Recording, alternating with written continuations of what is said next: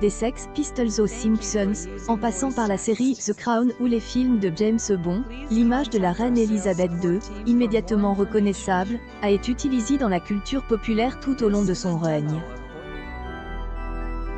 Certains l'ont fait avec tendresse, d'autres l'ont égratigné, mais l'omniprésence de Sa Majesté dans l'art, la musique et le cinéma, God Save the Queen, la pochette du single God Save the Queen des Sex Pistols, en 1977, avec le visage de la reine, les yeux et la bouche cachés sous le titre et le nom du groupe, est l'une des images les plus connues du mouvement punk. Mais aussi d'Elisabeth II. L'artiste Jamie Reid a également créé une version représentant la monarque avec une épingle à nourrice sur la livrée des croix gamies à la place des pupilles. De nombreuses autres chansons ont été écrites sur la reine, parmi lesquelles Elizabeth, My Dear du groupe de rock alternatif The Stone Roses, dans lequel ils affirmaient qu'ils ne connaîtront pas de repos tant qu'elle n'aura pas perdu son trône. En 2005, le groupe de musique électronique britannique Basement Jaxx met en scène une monarque de Lurie sortant le soir à Londres, visitant un club de striptease et en venant mes mains, dans le clip You Don't Not Know Maître. Portrait. La reine a posé pour plus de 175 portraits durant son règne. Des artistes tels que Cecil Beaton, Lucien Freud et Annie Leibovitz l'ont représenté dans ses plus beaux atours, au travail ou avec sa famille. Mais les plus connus sont sans doute ceux réalisés par le pape du pop art, Andy Warhol, en 1985, dans le cadre d'une série sur les reines régnant à l'époque. L'artiste américain utilise une photographie officielle qu'il a personnalisée, comme il l'a aussi fait pour Marilyn Monroe. Elle est immédiatement reconnaissable avec ses tenues de couleurs vives. La reine a été un personnage de dessin animé et a aussi figuré dans des émissions de télévision et des films.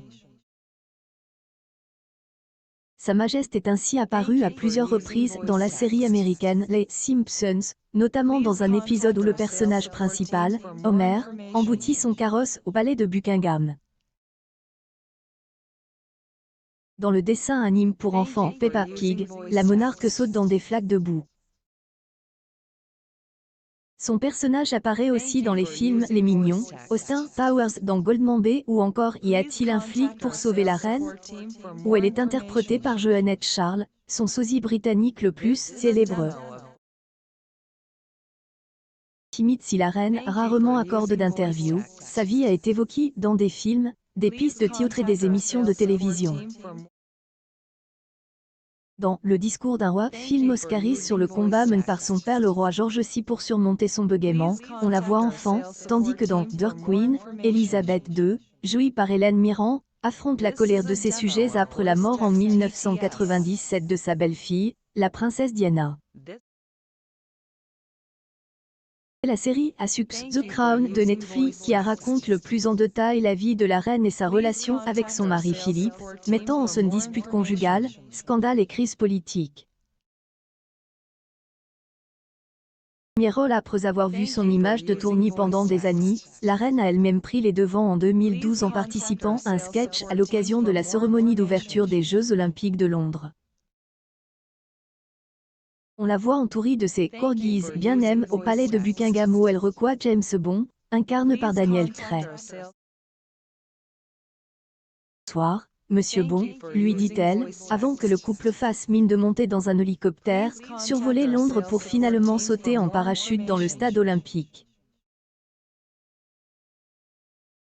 En 2016, Elisabeth II donnait aussi la réplique à son petit-fils le prince Harry, dans une vidéo où apparaissait l'ancien président américain Barack Obama, pour promouvoir les Invictus Games, événement international créé par Harry pour les soldats blessés, à l'image des Jeux Olympiques.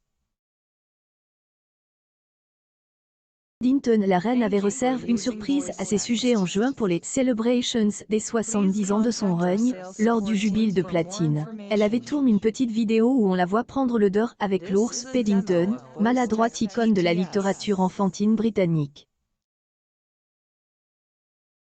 Elle a ensuite battu la mesure avec une cuillère d'argent sur sa tasse de porcelaine, synchronisée avec l'ouverture d'un concert qui s'ouvrait devant Buckingham Palace.